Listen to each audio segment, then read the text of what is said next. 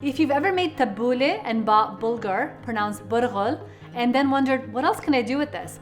I've got you covered. First, I'm Yumna, aka Feel Good Foodie. I share wholesome, nutritious meals that make your body feel good. Today I'm sharing a fun side dish to make with burghul. This Lebanese-style Bulgur Pilaf is hearty, healthy, and delicious. Burghul has less calories, less fat, and more fiber than brown rice. Plus, this recipe is infinitely customizable however your family likes it. We eat it on its own with a spoon, with pita and olive oil, or even as a side dish with rice, beef, or vegetables. So let's get started. You'll need some cracked wheat, which is fine burghul #1. This is the best kind to use for this recipe. We'll also use some onions, tomatoes, green peppers to flavor it, some chickpeas for added protein, and then the spices are just some cumin, salt, and pepper. And then we cook it all together with some tomato paste. We're gonna start by cooking the onions. And we want the onions to become translucent and soft, so about 5 minutes. Once the onion looks like this, then it's time to go ahead and add the tomato paste, some chopped tomatoes, and some green peppers. And now we just wanna mix the tomato paste with the vegetables until they become nice and fragrant. And now we'll add the burghul on top of the tomato paste mixture. We're gonna season it with salt, pepper, and cumin. Again, we're gonna give it all a good mix until the burghul is well coated in that tomato paste. It's gonna turn red. Once the burghul is well incorporated with that tomato paste, we'll go ahead and add chickpeas.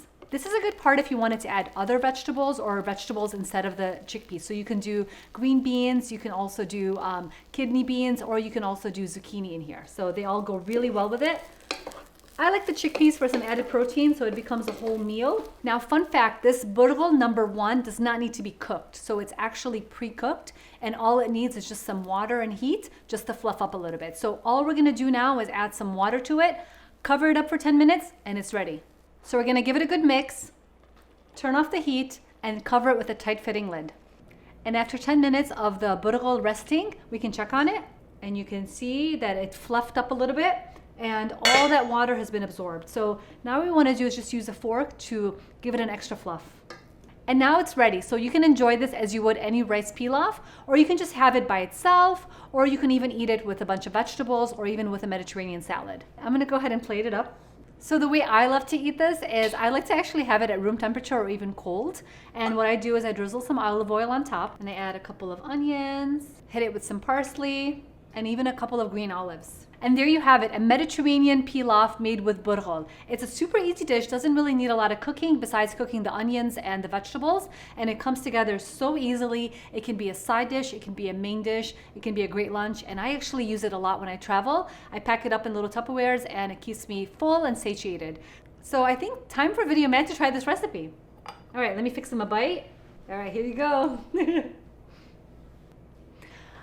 Awesome, he likes the recipe and I hope you guys try it and like it as well. Thank you for watching. Check out the video description below for a full written recipe and be sure to like, follow, subscribe for more healthy-ish recipes with feel-good ingredients. See you guys next time.